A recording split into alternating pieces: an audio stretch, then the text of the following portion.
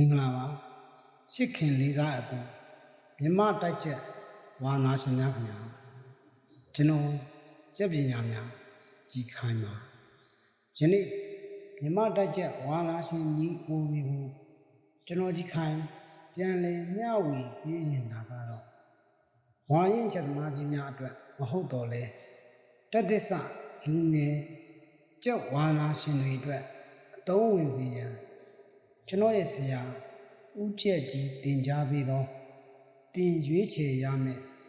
ကျမတစ်ကောင်အကြောင်းဖြစ်ပါတယ်တင်ရွေးချယ်ရမယ့်ကျမတစ်ကောင်ကိုတာထူတာခတ်ဖို့ဆိုရင်ငွေကြေးပြည့်စုံသည်ဖြစ်စေမပြည့်စုံသည်ဖြစ်စေအ ਨੇ ဆုံးတော့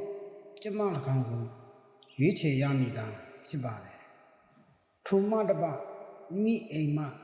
လိုက်ကြမှာကြီးအိုမင်းလာလို့ဥလုံးတွေရောကြလာသည်ဖြစ်စေတားဆက်ဝေးလာလင်ဖြစ်စေ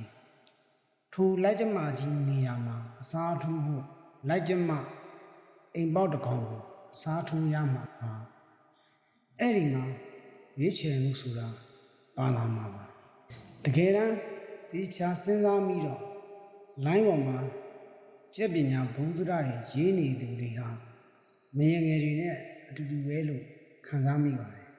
ဒါမှမဟုတ်မွေးစားဆရာတွေပေါ့ဗျာကျက်သမားတော်များများကိုလေ့လာကြည့်ပါကျက်တိုက်သက်နုသည်ဖြစ်စေရင့်သည်ဖြစ်စေသူတို့ရဲ့အပြင်လောကမှာကျက်ပညာနဲ့ပတ်သက်လို့လက်ဦးဆရာတွေရှိနေပြီးသားပါအဲ့ဒီမှာသင်ကြားခဲ့ရတာတဝက်တစ်ပြက်နဲ့ပညာမစုံခဲ့ရင်ဖြစ်စေမူလဆရာရဲ့ကျက်ပညာအရေးချင်းမပြည့်စုံလို့ဖြစ်စေရှေးအယူဆတွေနဲ့ပညာကုန်မပေးခဲ့လင်ဖြစ်စေလိုင်းပေါ်မှာကျက်ပညာဆက်လက်စီးပူးကြရတာပေါ့လေအဲ့ဒီချိန်မှာကျွန်တော်စဉ်းစားမိတာသူတို့ရဲ့ပြင်လောကဆရာတွေဟာမြေကြီးလို့တင်စားမိရင်လိုင်းပေါ်မှာကျက်ပညာဘုဒ္ဓတွေရေးပေးနေသူတွေကမယငယ်တွေပါပဲလေဘလောက်ကောင်းအောင်ပြုစုယူရနေပါစေအချိန်တန်တော့မယငယ်ကမယငယ်ပါပဲအပြင်လောကဆရာတွေကမိအရင်လို့မိဖအရင်လို့တင်စားမိရင်လိုင်းပေါ်မှာကြက်အကြောင်းရေးပေးနေသူတွေကတော့ဝေစားမိဖတွေပေါ့နော်သူများမိုးတဲ့ကလေးတွေကိုကကျွေးမွေးရတယ်လို့ဖြစ်နေတာပေါ့ဒီထက်တွေ့ကြုံရတာလေးကအပြင်ကဆရာတွေကလက်ကုံထုတ်ပြီးအိတ်သွန်ဖာမောက်တင်ကြားပြီးခဲ့မဲ့ကိုယ်တိုင်ကလည်းလိလာအားကောင်းနေမယ်ချက်ကောင်းတွေကိုလည်းကံအားလျော်စွာဖြစ်စေကိုယ်တိုင်ကြိုးစားနိုင်စွမ်းရှိလို့ပိုင်ဆိုင်နေမယ်ဆိုရင်အဲ့ဒီသူတွေကိုကြည့်ပါလိုင်းပေါ်မှာလိုက်တစ်ချက်မန်းတစ်ခုကလွယ်ပြီးဘာကိုမှညှို့လင်းချက်မပါဘူးဘေးကုန်းခံအချင်းကုန်းခံမျက်စိအညောင်းခံရေးပေးနေသူတွေကိုစော်ကားပြောဆိုနေပါလိမ့်မယ်လိုင်းမသုံးရင်လိုင်းပေါ်ကခေါင်းတွေကစောက်ယူတွေလိုင်းသုံးရင်လည်းရေးပေးနေသူတွေကိုစေနာတွေကိုလည်းမမြင်နိုင်ပါဘူးမန်းတွေနဲ့ပုံစံမျိုးစုံတိုက်ခိုက်နေပါတော့ဒီကြားထဲရိုင်းဆိုင်တဲ့မိသားစုအဝင်းကျင်ကြားကကြီးပြင်းလာပြီး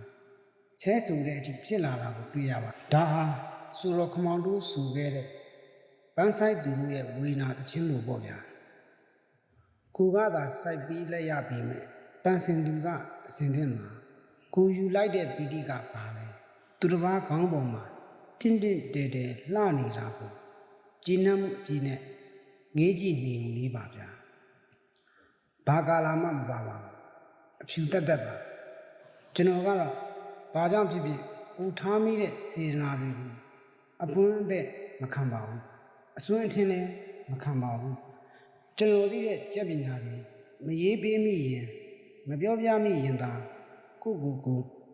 အပြစ်မကင်းလို့ခံစားနေရတာပါဒုံရင်းကိုဆက်ရမရမ်းမတကောင်ကိုလိုက်ကျက်အဖြစ်ရွေးချယ်ကြမည်ဆိုပါစို့နံပါတ်1အနေနဲ့ကျက်မအရွယ်စားကိုရွေးကြပါတယ်ကျက်ကောင်ကြီးတာကိုရွေးတယ်ပေါ့ကျက်ကောင်ကြီးလို့ဥကြီးဥမယ်ဥအေးအတွက်နှုံများမယ်လို့တော့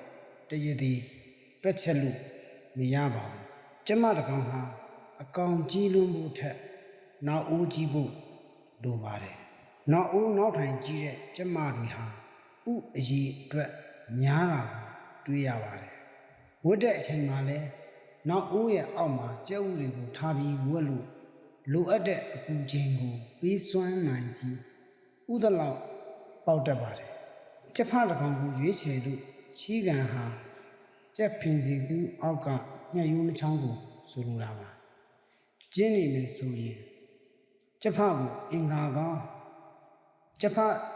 တစ်ကောင်အဖြစ်ရွေးချယ်သင့်ပေမဲ့ကျမကတော့ချီးကန်ကျဲတာကိုရွေးချယ်သင့်ပါတယ်ကျမကြီးသည်ဖြစ်စီတေးသည်ဖြစ်စီချီးကန်ကျဲတဲ့ကျမတွေဟာဥကြီးကြီးဥတက်တယ်လို့ပေါက်လာတဲ့သားတွေဟာလည်းကြက်ကောင်ထွားပါတယ်တချို့ကျမတွေကိုလေ့လာကြည့်ပါကျမတွေကသာအကောင်သေးတယ်ပေါက်လာတဲ့သားတွေကကြက်တန်းမှီယုံမကပိုလွန်းနေပါတယ်ဒါဟာကျမမျိုးခံအကြီးအသေးထက်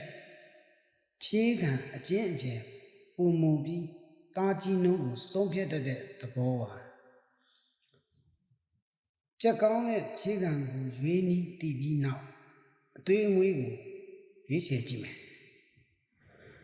လိုက်ကျမတစ်ကောင်ဟာကြော်မွေခါမွေမာကြောကြမ်းတမ်းနေမယ်ဆိုရင်ဝေးဖွာလာတဲ့သားတွေဟာစိတ်သက်မာကြောပြီးခွတ်လုံစိတ်ရမ်းပြင်းထန်နေတတ်ပါတယ်ကြက်ခွတ်တွေကြက်မိုက်တွေထွန်းလာတတ်ပါတယ်အမီးကြောကလည်းရှည်မယ်အမီးကြောကလည်းမာမယ်ဆိုရင်မွေးလာတဲ့မျိုးဆက်တွေဟာခြေကောင်းကောင်းနဲ့ခွတ်တက်တဲ့ကြက်တွေဖြစ်လာပါလိမ့်မယ်လိုက်ကျမဟာအောက်ခံခါအမွေးမှာဂွန်းခံတာများမယ်အပေါ်မွေးလည်းပြော့မယ်ပြော့နေမယ်ဆိုရင်မွေးလာတဲ့သားတွေဟာခံစစ်ကိုဦးစားပေးတတ်ပါတယ်ကြက်လိမ်မှာစစ်စစ်တွေကိုမွေးဖွားပေးတဲ့မိခင်တွေမှာတွေ့ရလေရှိပါတယ်ဥခင်းကလည်းဝိုင်းနေမယ်တေချာသလောက်ရှိပါတယ်ခွစ်ချီကတော့အမီးကျောင်းမှာမတင်းရင်ဝိုင်းအဆင့်မရောက်နိုင်ပါဘူးလိုက်ကျမဟာခါအမွေးဂွန်းခံအပေါ်မှာအမွေးချမ်းထိုးမယ်ဥခင်းကလည်းကျဲမယ်မျက်နာကလည်းမရှိမဝိုင်းဖြစ်မယ်အတောင်စတွေကလည်းရှည်မယ်ဆိုရင်လမ်းအခွတ်အတက်တဲ့ဝေးဖွာတတ်ပါတယ်အတောင်စာလည်းတူမယ်ဆိုရင်လမ်းကိုမာနကောင်းတွေဝေးဖွာတတ်ပါတယ်အမှားပါတဲ့ကျဖနဲ့ဟောင်းမိရင်တော့မျိုးဆက်ရှိခဲ့ရင်ခေါင်းကျွံတတ်ပါတယ်ကျမတွေရဲ့မျက်နာကိုလေ့လာကြည့်ရင်မျက်နာရှည်တွေများပါတယ်မျက်နာရှည်နှုတ်ရှည်တွေဟာကြက်ခွတ်တွေထွက်လေရှိပြီးမျက်နာရှည်နှုတ်တူတွေကတော့အမိုက်တွေထွက်တာများပါတယ်မျက်နှာဝိုင်းနှုတ်ရှည်တွေဟာအခွတ်တက်တွေထွက်တာများပါတယ်မျက်နှာဝိုင်းနှုတ်တူတွေကတော့လိမ္မာထွန်းတတ်ပါတယ်ကျမတစ်ကောင်ကိုရွေးချယ်တော့မည်ဆိုရင်အရာအတန်ကောင်းမယ်နောက်ဦးကျဲမယ်အရာအတန်ဟာလိုက်ဖက်တဲ့မျက်နှာအရှည်နဲ့နှုတ်အရှည်ရှိမယ်ခြေစီခြေဘက်ဟာဘာစို့ဘာပန်းတွေမှမပါပဲရှင်းလင်းနေမယ်ခြေသန်းဟာအလင်းသိမ့်ပြီးခြေသေးနားမှာကပ်နေမယ်ဆိုရင်သားထူးသင်ရွေးချယ်သင့်ပါတယ်ကျွန်တော်ဆရာဦးကျက်ကြီးရေးဖူးခဲ့သလိုမအိမ်မှာသားမထွင်းခဲ့ရင်တောင်သမီးမှာကျင်းသည်သားထွန်းပါလိမ့်မေးစရာရှိတာကဒါဆိုရင်အဖေနဲ့မသက်ဆိုင်ဘူးလားလို့လေမဆိုင်ပဲမနေပါဘူးကျဖနဲ့ကျမသားဆက်မသားထွက်တာပဲဆိုင်တာပေါ့ဗျာဒါပေမဲ့မအီကပူပြီးအဓိကကြပါတယ်10 သိန်းတန်ကျဖနဲ့သားထိုးလိုက်တာဘာလို့10 သိန်းတန်ထပ်မထွက်တာလဲဖေကဝိုင်းကြီး4 ဝိုင်း5 ဝိုင်းနိုင်ပြီးသားတွေဝိုင်းစစ်မရှိတာအများကြီးပါတခါတလေမှာသားချပေးတဲ့ကျဖတွေကိုတွေးရတတ်ပါတယ်အဲ့ဒီလိုသားချပေးတတ်တဲ့ကျဖတွေကိုလေ့လာကြည့်ပါကျမအစားချက်ကလေးတွေကိုထိမ့်ပေးတတ်တယ်ချက်ကလေးတွေကိုအစာရှာတွေးတတ်တယ်ချက်ကလေးတွေနဲ့အတူတပူတူတွဲနေတတ်တယ်ချက်ကလေးတွေစိတ်ရင်ခွေရင်ဒီခံတတ်တယ် အဲ့ဒီလိုဖခင်စိတ်အေးရှိတဲ့တစ်ဖမျိုးတွေဟာမိခင်ရဲ့ဗီဇစိတ်ကိုဖခင်ရဲ့ဗီဇစိတ်တွေနဲ့ကလေးတွေပေါ်လွှမ်းမိုးပြီးဖေးတူဆိုတဲ့သားတွေကိုမွေးထုတ်ပေးတတ်ပါတယ်။ရာဇဝင်တွေကဖခင်အလောင်းမောစရာဇတ်တော်ကိုလေ့လာကြည့်ပါ။ဖေးထက်မြင့်သောသားဆိုတာမိခင်အာဇာနည်မြင်းမကရိုးရိုးမြင့်အထိနဲ့လိုက်ပြီးအထတရထူဆိုတဲ့ပုံမြတ်တဲ့သားကိုဒါဝေးပေးပါတယ်အမိမြတ်မှသားမြတ်ပါတယ်အဖမြတ်တိုင်းသားမမြတ်ပါဘူးတဲ့ဗျာဤမြောက်လို့ဆိုရင်တင်ရွေးချယ်ရမယ်ကျမတကောင်ကိုရွေးချယ်တတ်ပြီလို့ယူဆမိပါတယ်ဆက်လက်၍ဝါနာရှင်ညီကိုများခင်ဗျာသားဖောက်ကျမဗီဒီယိုကိုစောင့်မျှော်ပေးပါရဲ့ဒီဗီဒီယိုလေးကိုအစအဆုံးနားဆင်ပေးမှုအတွက်ကျေးဇူးတင်ရှိပါတယ်ကျွန်တော်ကျက်ပညာများကြီးခိုင်ဖြစ်ပါတယ်ကျွန်တော်တို့နောက်တစ်ခေါက်တားဖောက်ကျမဗီဒီယိုမှာပြန်ဆောင်ကြပါသေးတယ်